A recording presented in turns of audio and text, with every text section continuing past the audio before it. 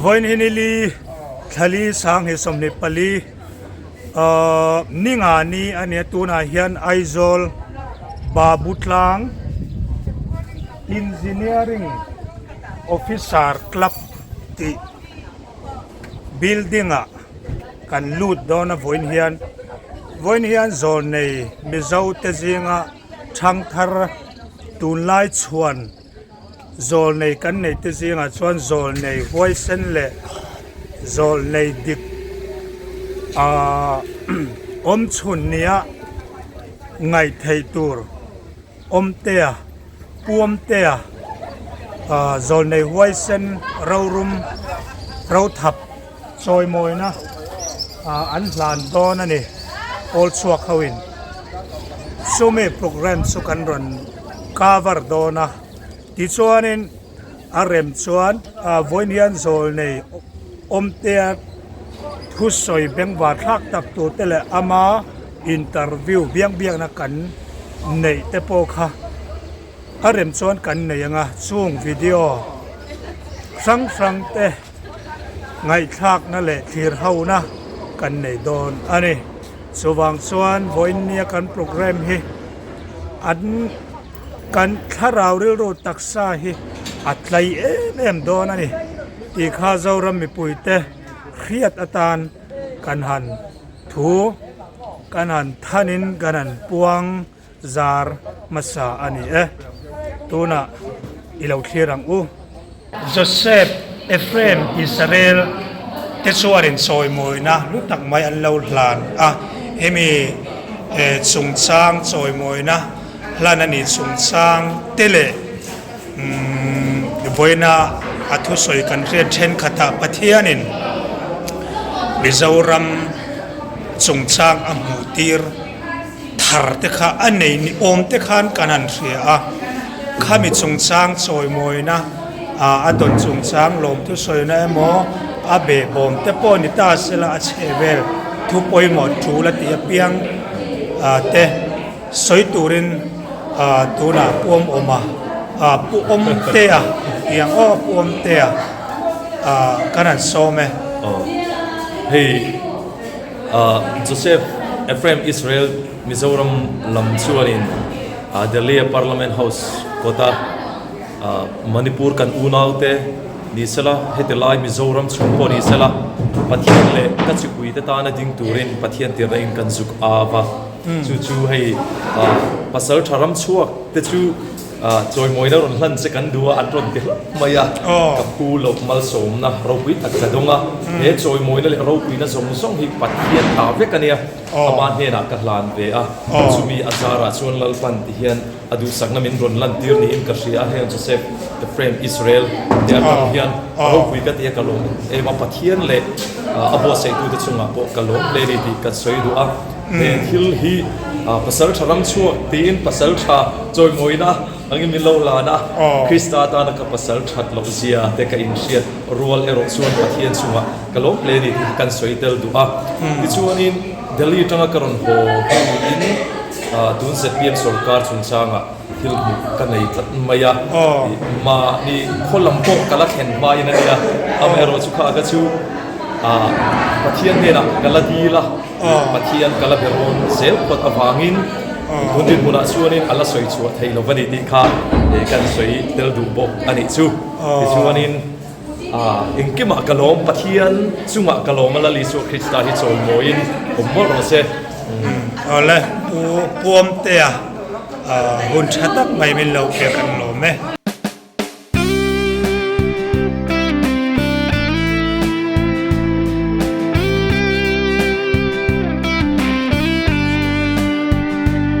kan soi tan hal mo puk mayanga I kan bo ruwa I te sa ni som ni patni khanin I chim lam sai ha kan vakala chu da chuanin sai ha kan kal kha I buat wi engia zo nei pa chunga than alung an phun do na chu an than lung phun na tura chuanin I kan han kal ve ani ti chuan zo lei pa chu nga kha pu buanga J.S. Lorena Mizoram alal isua chanchin tha aron sil laya avahen in thin a enkol thin ani ti chuan pa chunga chu dam lovin a oma chu tia dam lova a chu pu J.H. Lorena chuan a enkola pu bu I pu pa chunga chu ti chuan in pa chunga chu a enkol dam ta a pu buanga rongbol na duaya pu buanga self certificate duaya chanchin tha kha silve ta ani ti chuan in pang khuwa a sonin rong abol lain amumanga hian pu buanga tenu pa khan je pu pa chunga chu thilpe khlan an tuma an thul khung an puan le an thum no te chu an puan pek tu rakha van tir kowin pu pa chunga ne na chuan pa chung pu buanga tenu pa ina an thilpe tu chere re hi ila tu ra ni lo ati ani ti chuanin ala du talovani thu thung kan soina na chuan thuan in pek te hetiang in pek thu thung in hlan ti ni thina ni pu buanga lali suwa chanchin tha minron shil tu sa phovina thil pek an pek tum kha pathian va tir ko kha la ka phal lovani chu pa lung chu an phun don ta a ti chuanin alung phun na chuan kan kal ta a alung a thla na chuanin kan vakalani kan tong trai kha thara vin din ron buan ta a chu da ka tong trai na chuan kai ma hi pa chunga kum kha shero min ron ti a kum ka han en kha kum som sari pasari hi alo ni in ram chuan kum som sari pasari number sari cher chuan alu ta in ram ro rel thol ka khoyanga hun pi te ka tha ka nga na kum sali somni pathuma hian in ram chuan hun sari cher chuan alu don min ron ti ta ni ti chuanin animo katia kan borua kha akal na sakhok maya asan su kan zukal na Israel Ephraim ti ka audan ron in tan dan kha soila na ngaya khatilai ha ka soilo thailo vani chu ti chuanin chuda chuanin athana kan tong trai na chuan thua lo kal na chuanin kan ramin sani somni pathuma hun sari cher chuan kan raplu to do na ram ro re na le hun bi te po in thak do na ni dik min ron peta a ti chuanin chu kan tong trai mek lai chuan pu buanga Mizorama lal Isua Krista kan lo rin thaina tura ron cheng tu sa pu buanga J.S. Lorena kha leite pu lung lei pia son zobo katanga tlan na thial atanga tlan po son na thial pelin ani boka ti chuan leite pu ka zan amumanga tharau thiang ni min aron twa pu ka lain chuda chuanin J.S. Lorena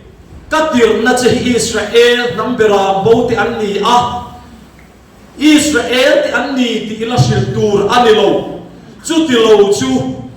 Isua chanchin tha hi an oi lo pal ange ti in asia tira kan Isua chanchin tha min ron sil setu kan sap mingo Presbyterian in achuan Baptist in achuan kan sap mingo te de na khan kan namni na di tak tharau thiang min asia tira nima sela pathian in thup turat ya wangin an puang chua tu lo ani chuan puang chua thai talo pathian tharawin an ka thup awanga puang chua thai talo kan sap tha te chuan Mizoram hi an la opa an kha Lorraine kha kalme pi Lorraine vai chu anung chu in puiro in ron te tani a chan chu kan nam ni na dik tak lo chin ta da tharau thiam sia te na wa thu tu te Lorraine kan sak missionary zom tak le a ro wi tak te khan kan raman lo pa wangin vui angai ta ani ti chuanin ser ka soi thuak ka nga ser kora kan zuk kala ti chuanin alo mu a upatonga kumlam upat lam anei to a ti suanin alo mua amit thi alo pora a fim em alo men kwa ruya chu ti mek laya zu vui kha chu har ve da mai ni kan ngai don khom se asuk ti te kha ngaya kan ngaya kan lunga lenga te kan sunta kan pi te ka suk dia ta kha na bo ram mi alo men ko la thian pon tum kan sin thira chu da chon som ve lu tu kan ni lung len thu te kha kan soi ta chu da chuanin lani suwa chan sin tha he ram ron chi en tu ra pathian ro pui zia le an nen lom thu soi na kan nei poka ti chuanin ma se William an ngai to a an lo cho chin tak le an lo phu lalpan alo thuk ti rakha lalpan hai lana thu ve to a an lo soi chua lo Israel nam kan ni na kharau thiang min a thuk ti rakha chu kharau thiang in ve chua tar chua du to wangin alo thuk tu mi ngau kan mi sonari te kha vui an ngai ta ani ti suanin vui an ngai ta a ti suanin vui na program kan mang ta a i alo kal le lok ta lawa chatuan ram min pan san le lok ta lawa anuam san lawa soi da hi ai kan media lam te an ron kala an mi te pon an la hlir anga i khata hanin soi da na thiam ka thiam lo ma min lo sa thiam ula mi pui po khan a chan chu ala thi lo pati tong kham te kha an man ne mo enge mo ni kha ngaya a chung ko te lam pon min lo sa thiam sela ti chuanin angai ta ala kan lok boxi lo wa pathian ne na ala ra kha ala kan lok boxi lo wa mi te po in azu wi ve ma a thi le mang boxi lo te min tia al a thi ha mai si lo fani chu da chuanin ni ma sela lal pa ro re na chuan a choi mo ya a hun bi te alo khenga MNF kuang kan han zon poka ti chuanin kuang kan zon ta a ti chuanin kuang kan zona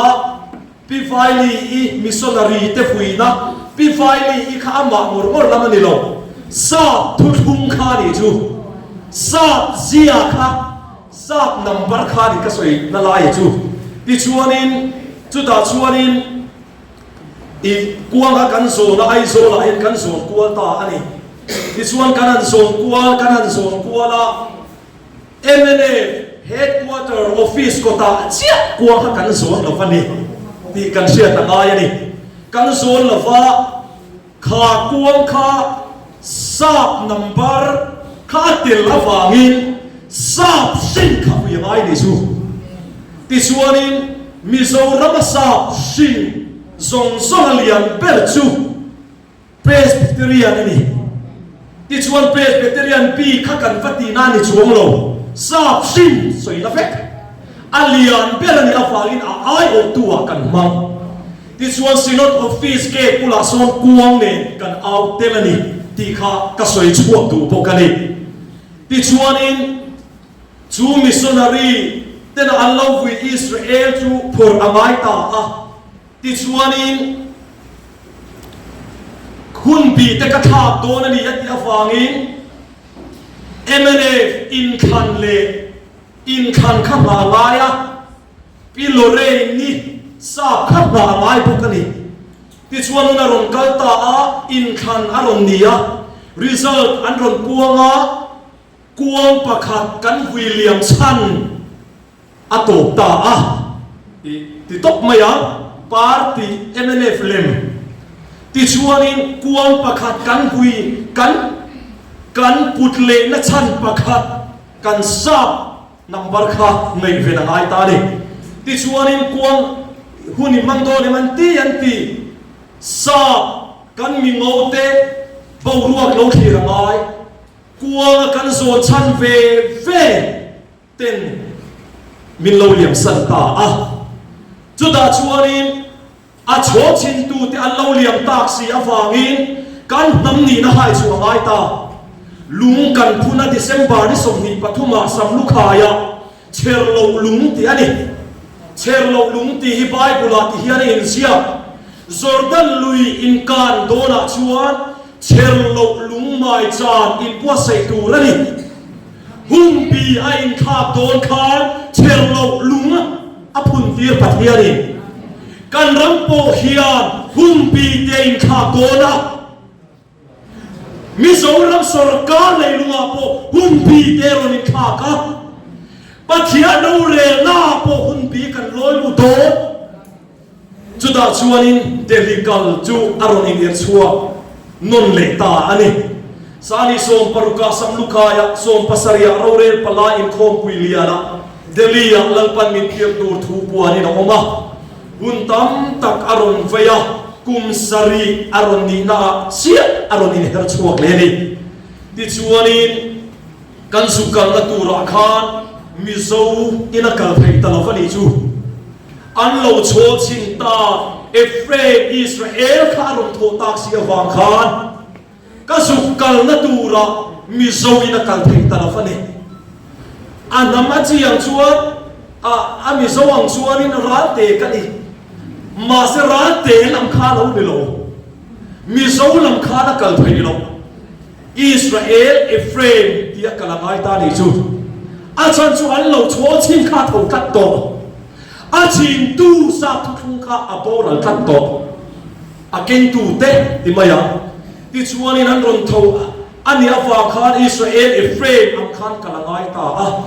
ที่ชวนนี้หุ่นรอนกัลโชตาอีกุมสานิโซมปรุกเดลีกัลบรัวกันในลายมินรอนเบกจังเตียลายขานเซนเตนารีอาร์ฮวนเบียกินาฮวนกระทงทรายจุดาชวนนี้กับมาเฮียนปลียนตารมิดวัวให้เฮียนอัลละกัลปุยตูอัลละกัลปุยังเชอีกัลปุยตูจูนีมินตีหุ่นอรุณกัลนูอินดิเซมบานิสมนีปฐุมสัมลุขายลุงกันพุนนาอามาจุกันตรงตาดิชวนินอามาจุกันตรงตากันสุกัลตาอันนี้ดิชวนินเฟบรุรีนิงากันสุกัลอับุลาติเฮียนกัสโซยากันสุกัลดันตูเรงาเฮียนอิสราเอลเอฟเรมที่อามาชนเซตูระนี่มินิสเตอร์เตโปกันละโดรังค่อยเอโมกันละรอนกัลังมิโซรามาจังอินอิสราเอลเอฟเรมแต่กันนี่ที่อัดจูสีจูวันชวนเตียงชวนมาชนเวกตูระนี่กัตีนี่โอเลอติที่ชวนกันสุกัลตากันสุกัลตาอีเดลิจานกันสุเขงนี่กัจยันป้าเอฟเรมฮีให้ตัวนารุนเทลเวลฟ้าสุโมอาซีนารุนกัลตุมันนี่ลุงเลยสุโมอาจางมาเซดาส่งปฏิกันเข่งมันโดนเราอันที่อาฟางินกัลไงนาตาลงตัดสีลฟ้าที่ชวนกัจยันป้าเอฟเรมมาเลยเกเลยกันกัลปุยป้าเตเนชวนกันปฐุมชวนกันกัลตาที่ชวนสามีกันสวยเล็กทุกงสามีส่งปริยาอินขันโดคากับบุลาเฮียนลุงเลยป้าฮีอีช่วงเตเนนะตาช่วงนรำเกนติร์ตูเจลมาชวนกัลโรตีอินทัวดุงกันเนนะอรุณกัลละมิงกะโซตาโซรมาอาทิยาอีมิงปุมกัติยาก็สวยสักยาอาทิยาสวยโรกัติยาโซรมทังอาทินีจุดาชวนสามีส่งปริยาอินขันโดคากันเนนะโซรมทังอรุณกัลละเอเมเนอสรการโดนนี่ดีเลยผู้ทรงรำทั้งอาเซียนโดนนี่ดีข้าตัดจังขันกันเชตาอันนี้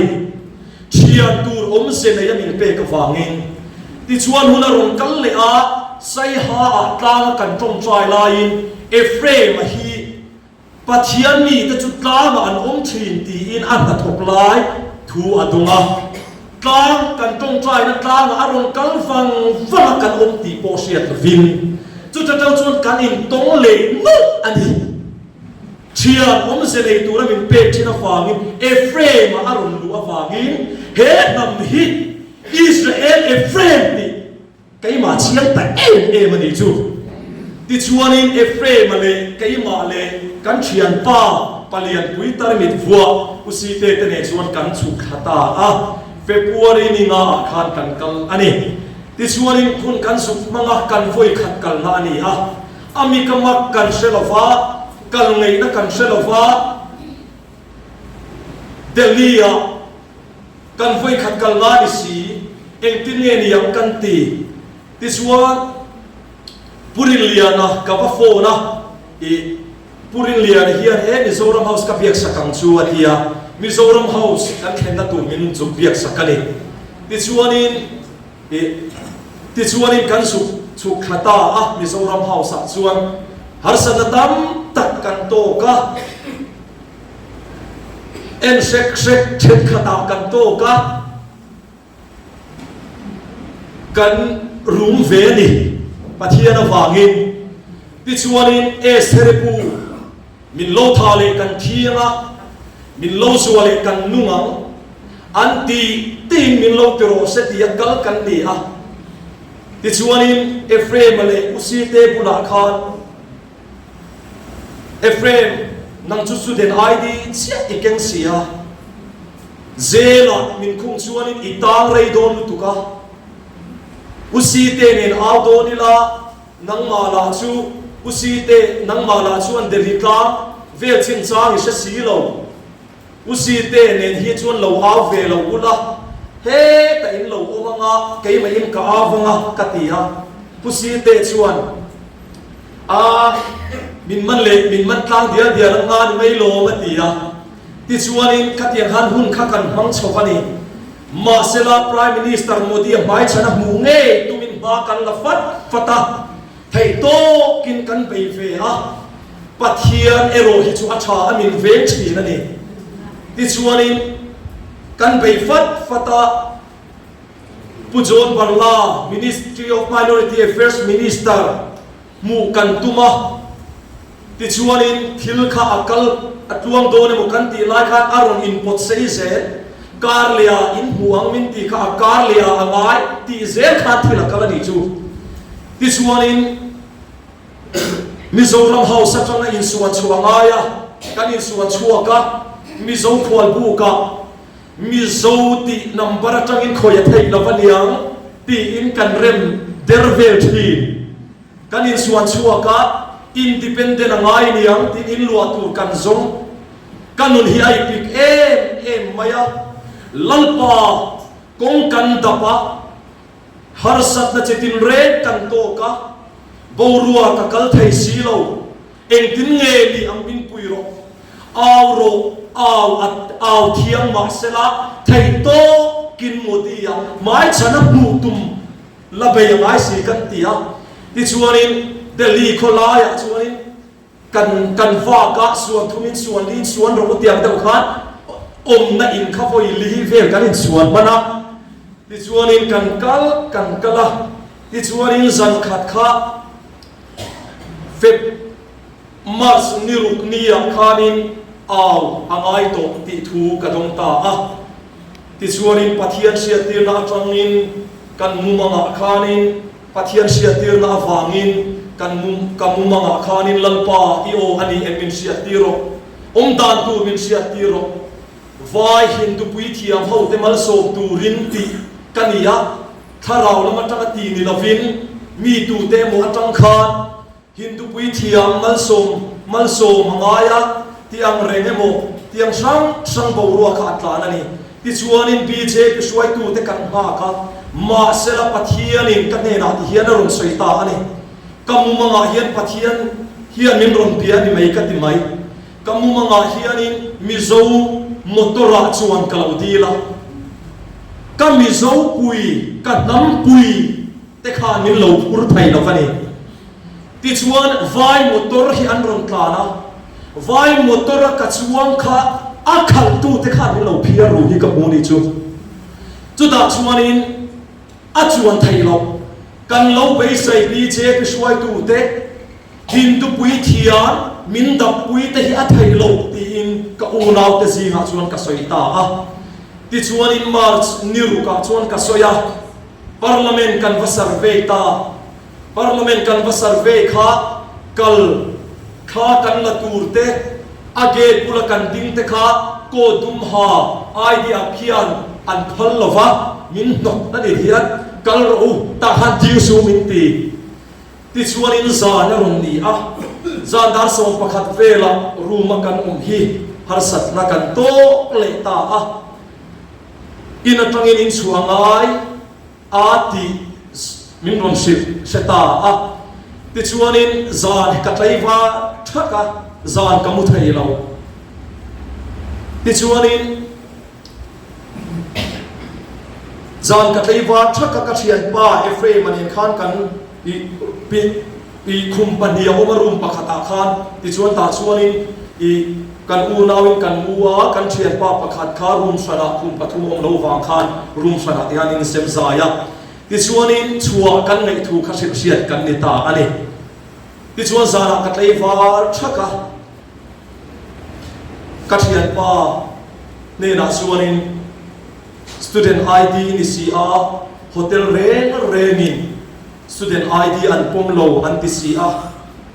kati a ti chuan ka thian pa chu reilo te kha amu hi la kei chu khuwa ka pa tlei var ani an thoma in zinga ka chua kam kati a ti chuanin ka nga tlei vara ka mu lo va chin khat ko ka ching lova zinga an mut lai dim te in i chuat ka rapa o na ka chuak ta ani Delhi ka voi khat kal na ani awangin kal ngai na ka salova ama ero chu internet lamle satellite lama tanga Google map atangin zondan ka zonga ti chuan hotel chu ka dapta ani ka thian pa Ephraim kha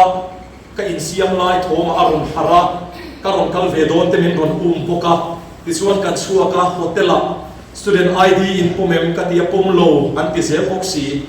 ti chuan in Delhi kholaya chuan kong puya liana building lian pui te oma khoya nge kan kalang kan nam pui te le kan una pui te ina kan khen chuan in har sat na to se buai na an to ve don si a kan tia ti chuan in Delhi khuwa kholaya chuan kan fak du na ni Delhi kholaya chuan kan fak du na auto kala a auto driver hola kha English thiam lo tam takha an lo om ve si a thiam ang hian kan bia a chain kan thua chopa ti chuan in Delhi khuwa chuan in khopui chunga chuan kan fak vel ta ani ti chuan in kan om na atanga kilometer som paru ka hla ni in ka sia airport pula kan vakala hotel kan vasong ta a ta chuanin kan riak tu na i ka thiat pa ne chuan room in lo pe a hotel nei tu i breeze hotel ti ani a chumi te chuan min lo om pui ta ani ti chuanin hotel a chuanin room in lo pe kan oma student ID kan poman ti a ta chuanin kan chuak le a chuta tang chuanin har sat na i vak velin kan fa ka hotel kan om kha i namdang in ni visa ko in nei lo passport ko in nei lo min tile sia kan lu don kha chuan khenan phal hotel khan kan chua don khan an phal ta lo ni chu ti chuanin ni ma sela ka tong traya pathian ne na kan awa lalpa kan dil la ti chuanin lalpan zale taka kan chuak tu himin mudira pathian thu chuan hotel atang po chuan kan chuak ta a ti chuanin ureman min ron fona parliament in out do chuan min kal ula ti chuanin har san in to chuan min ron bedoni an ti a ka thian pa Ephraim ani chuan parliament out tur chuan kan pheita ani ti chuan kan pheita a parliament house bula kan chuka ke in kalangaya motor tlan phalo na sina kan fakal nu khanin kong dang kha lo om le a chu kan vap po le a chu ta tang chuan ka aw don ta ani ti chuanin Israel Ephraim ti khan avangaya ti chuanin ka tho hula ka thuwa ka rit lutuka kalu te hi ka hia sipai ho an strict zia ka kan saboksi ti chuani ma sela ka in ti chaka pathian ne na ka tong chwa ni vo india hian ka thian pa Ephraim min manta ani po in urema hi fo na nga urema chu I in boy pui tir vek ang kay chu zera kalota ani po in Mizoram lama kan chung te le lampa mi te in lo bia nga ti chuanin ke lo pen thayang katia ole atiani ti chuan aw tu chuan ka phaita a thang chua kor ka ha ni ka thian pa in kor chung puan kor lum haro chu ti lo chu thang chua kor I ha kha an se sang chenga an hum chenga an mana che min dia ti chuan a chunga chuan kor lum ka ha a ti chuanin parliament ko ta chu ka au donin kor lum chu ka hip ta ti chuanin thang chua kor len chuan kai la ta pe ka au chuan ni thuai or rin chi hi ka lo ni sia kan cm ba ta za tak a motor kal lai ke per tat ta lo au chi a ka ni sia chu ta chuanin bible hi ka poma khiam ko ip te ka ti chuanin vai na thok kong sira lo he ti lai khami sarkar puna na thok khau kha an lo thuwa ka kalpa hian Israel frame kan nia tha lo na ruo ka ti a chan chu kan nam khap lo chuwa mai wa khan an lo la ka an lo the dar kha lai ni chu tha lo lo pos dar ko la tha lo la ru ka ti a chan chu lalparam khan India kha a khoya mai si ni chu da chuanin ka phei ta ti hian ka va auta si pai ho panga pasari bor ve ri mun pakhata an mani duty na lo om khoma avai minron an khum na saber tu kha kap mun lo per heta per khana lo om swangani ti chuanin va auta mi hlim ho vina nuaman ti ber mai hero ti ma kan zuk chan ta ni te li tla ma han parliament tual ke bula khanin an zuk kal ta hero ti an bul khat na Mizorama Israel pantian nam khante mi lim hero hei ha hi lo nuam ber mai ni chu da jon zuk kal ta ka ba hi thian ka ko ka hero Israel Ephraim Mizoram atang ronkal kani hi katia ka auta ron hoi thu mi ho kha vai ho le sipai ho kha an duty na train an ron chuak ngal Israel Ephraim kani hi hetilaya Delhi atang zuk thi minister zuk dor ho thin pakhat hi ani ikal don chon omte prophet isuk intia nga yang intia prophet zol nei ti na dia mi ten in ti zol nei min ti ado ta min pu lain zol nei kan ya zuk india kan nuam lo pani chu ta chu a chan chu vai minister te reng chuan ni na an nei lo chuan ni na ken an nei lo chuan in enga ma an ngai lo prophet zol nei in ti lo pani po in spiritual leader in ti thonia min tia ka se lut tu kha chu da chon ka tong trai lan pa eng tin nge ni ang ka ka dil lut ta ti dan tu kha messenger ti hian dei ma lo om ta messenger ti chu thu keng tu ti na nia chu da chuanin messenger lal Israel te pathian thu keng tu ka ni hi ka su ti ta ni ka vei tho ma ti hian ka kal kuala chu da chuanin vai si pai vai pa kha ron kal ta minum an khum chuak na ro en vai ni heta yan ben cheng ron siam chuak ra minron na yani minron na ya he ti lai si pai panga pasari ve rom po khan ron chuak po ka taksa fit khat ve la min la ron sik lo hian ka thin lu hi akhur ve der po ni o dik tak chuan taksa chek na ne na zai khop la ya chu taka che ti kal kani lo fi taka kal kani fi takin kan kala ti chuanin ka thin lung kha phudu pasipai vai hovin an che thei pato pa vai lian sipai min han to nga kut zung salamin han ko kha anuam san lo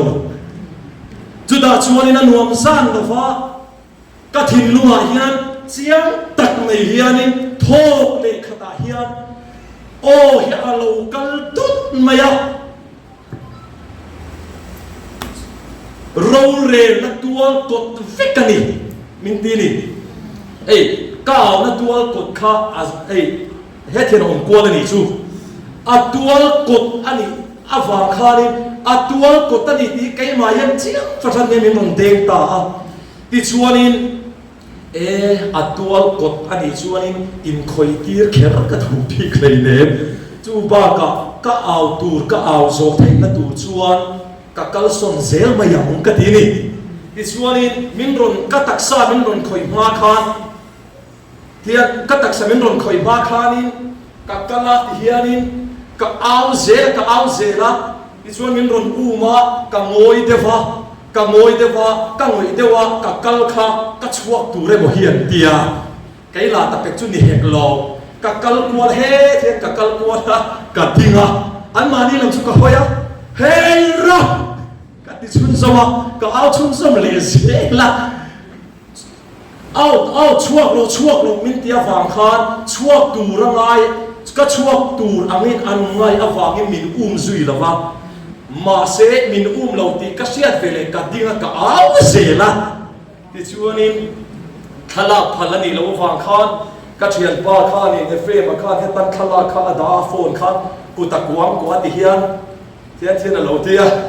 ala du ampo khala mu mal video kha ke ni lam kan nei thei talawa ti chuanin vai lam ho khan am la in ka se boka ti chuanin khatian han kan au chun zoma ti chuanin sipai ho khan min ron bora ka taksa min ron khoi man em lova kan au zo ta ti kan chuak ta ani ti chuanin kan chuak ta chuanin police lam khan in phone ti hi ka hria ge ta he ta duty kan pal tlang te ami duty kha an ma ni zone kan vathen khan phone call an donga an in bia hi ka hria ani ti chuanin ka thian pa chuan chak tevin kalam auto bo buk nga si lovang chút thì lâu chú cần lần này bốc xì á những con mắng à đi Delhi đi sen nuôi chú đi sen san nuôi chú chắc to kinh cần cala muốn lần tiếp cần cần hiền in khá cor lung po hal lên na rồi mình tia ao zo khan mình hạt tir lên na la đi chú in rexo chú cần chuang anh đi chú cần chuang đi cần call lên ta cần khen in hotel atanga kan suan nu khan khen in tanga kan pani chong kan suan ta chong kan let ta i ka soi kim lo de tawani chu kan khen ko dan kha arai ta kin ka ti awangin ti chuanin kan let ta kan tong try CID min ron phone ti chuanin min ron phone CID an how to lian how te atang phone call kan donga Mizoram atang phone call kan dong ani Delhi lam sipai ho tele police tene ko kanin be ko prenga minti amai ro chu engma harsat la chu kan tok chun zong lo pati hian boruak lalpan min khoi tir zo thaya pathian chunga po kan long le ni ti kha voin ni en kan soitel du bok ani chu chu hei ka tong kam te in ka thiam lova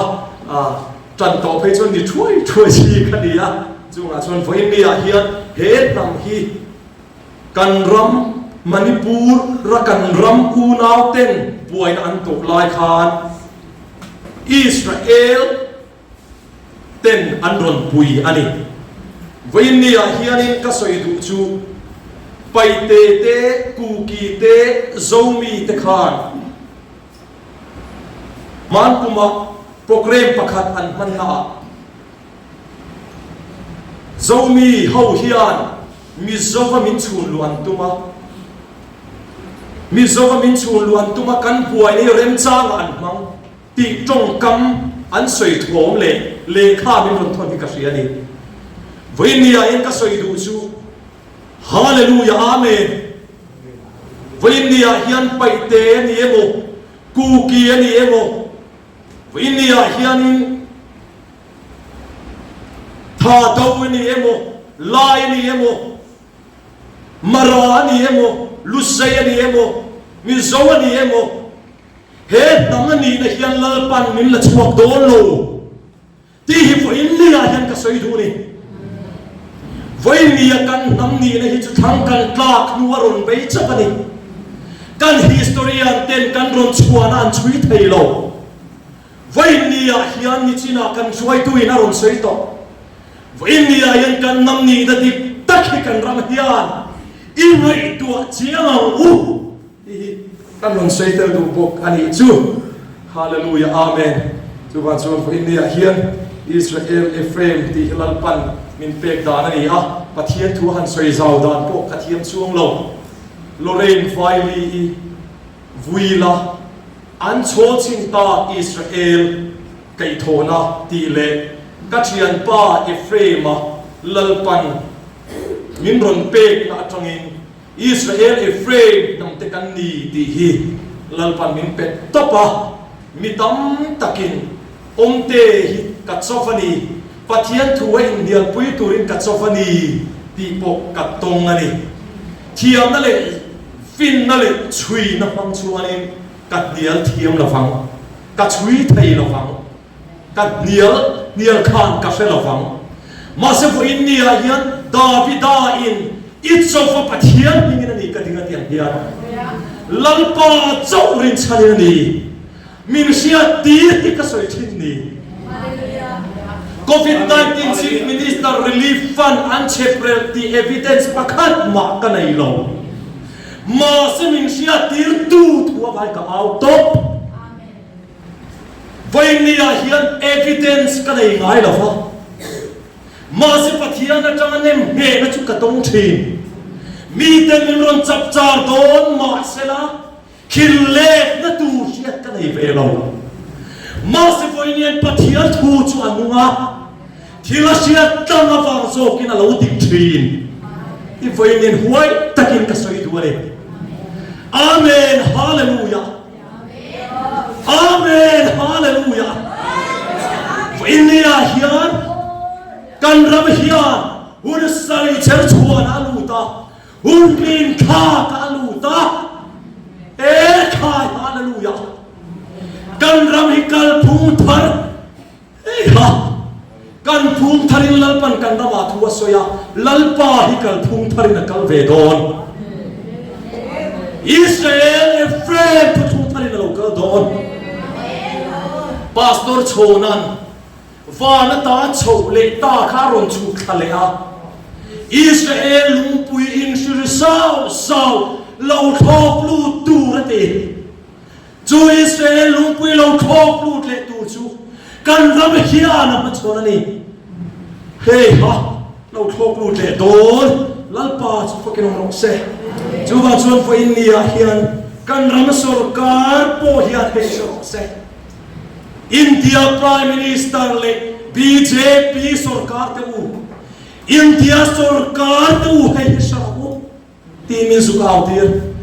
Israel Ephraim inam te singa iram singa hian Israel Ephraim hi ila chandon iram chu sakilania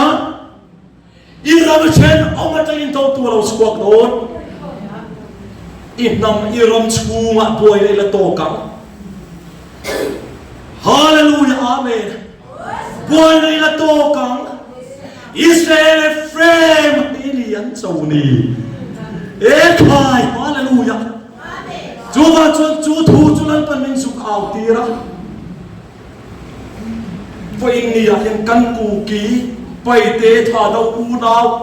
u nau kha te fek kan ni an tan po ka au tho min au tel tir tho u nau fek kan ni voi ni ya hian ila chan don iram che ong ten an larom do bang che iram chunga po hian buai le la tok do ni lotas far fula lotas a choi sanga lotas buknuai kai behemot alo chuaka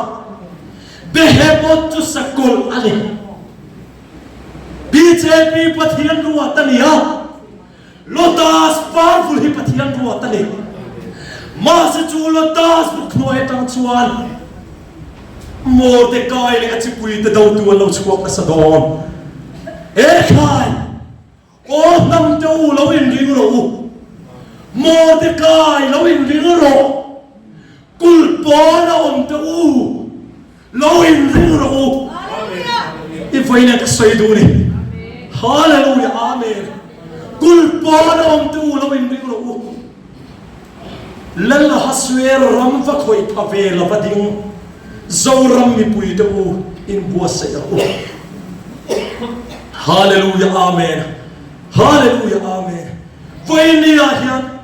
he sarkar mo hi sano se he ha hey ro hallelujah lalla haswer khan in tin nge ti sakor chak seti heram sarkar pohi adin natura wai takadina mai Mordecai khan lan pak mana warchuan akun tu lawa wangin ti boral atumani kha he ha Israel frame kan ni na he headline na ti a hian central na sa chiang zok home minister in entingel rajes entingel soi puvena na ron soi chon kha kan mp puvenan India par sa kanam tekhi refugee an ni ati ron pe ra tan ti an ni khi ti India ni min siar me lo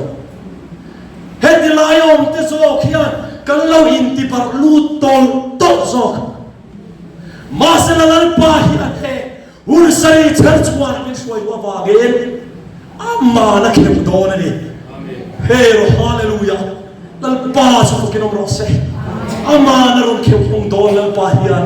kan nam ni nei kem hong don hey ha hero hallelujah hallelujah chuba chuan vo innia hian kan ram sarkar suai tu kan ram sarkar suai tu ten tu na khoyang e an thu don an masalo NDA to BJP ni INDIN India to Congress ni kan MP pu fe na hian NDA BJP a thu don ti chuanin INDIA Congress nge NDA an sarkar hian thu don an masalo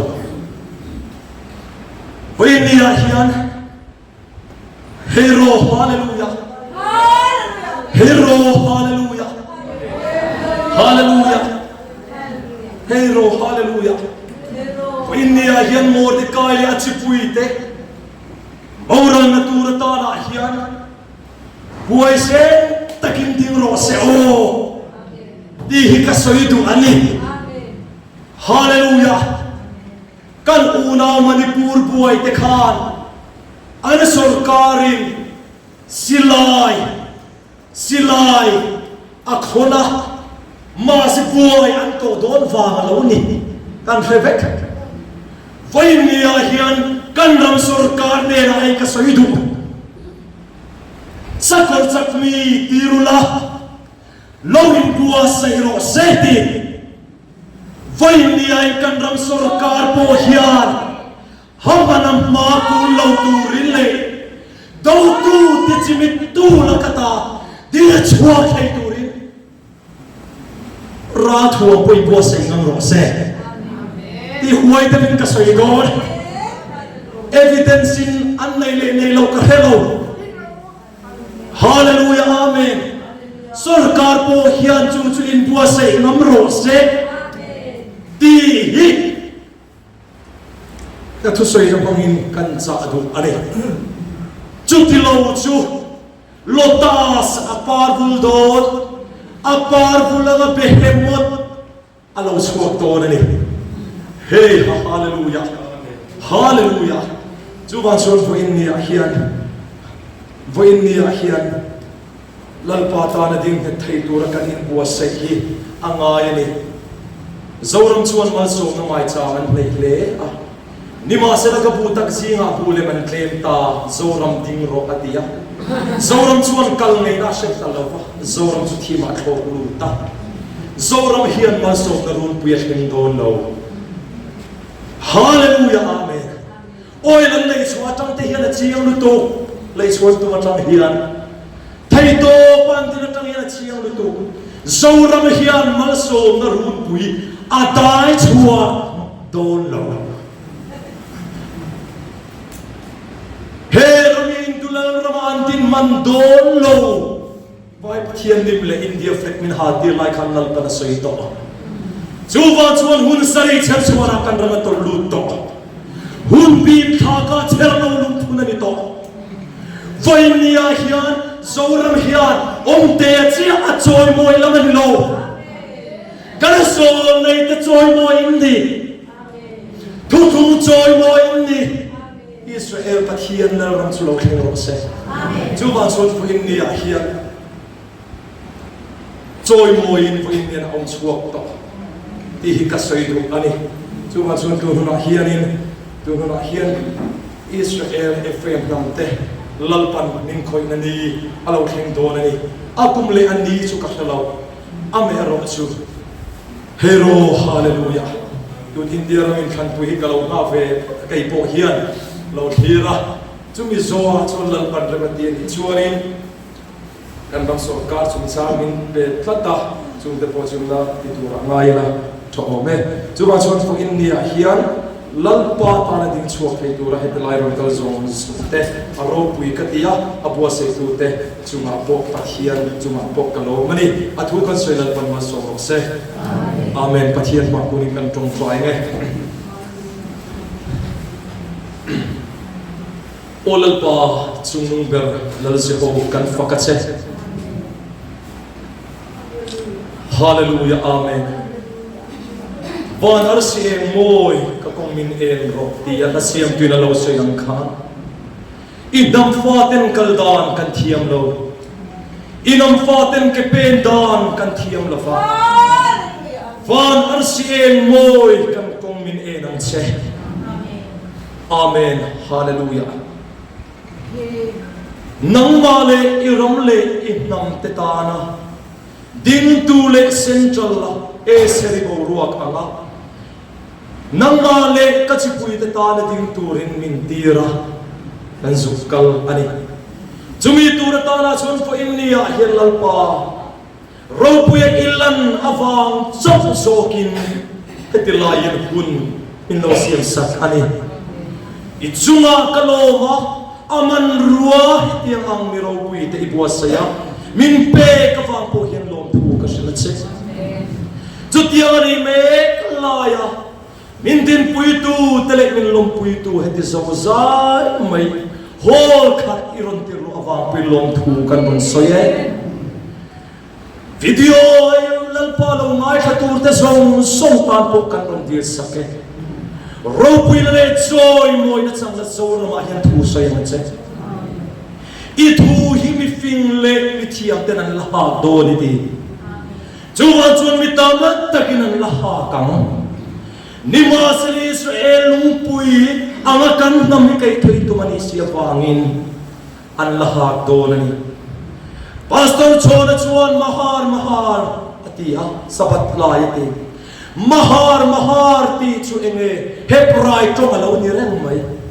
hebrai tong chuan man mo takin puasai ro man mo takin tiro ani foin ani Israel tu tu he rami puasai na he lalpa man mo takin kan pui don ta amen man mo takin chulu don ta un sari church mo dai loi lu ti don ta chu wang chuan lom thu kan shila che ro pui le choi mo le la zong chang che amen hallelujah kun chatak min pe along thu kan shila che kan hun le tur song po ikutahan sungin Yesu Krista Mesias pengin kan ram dile amen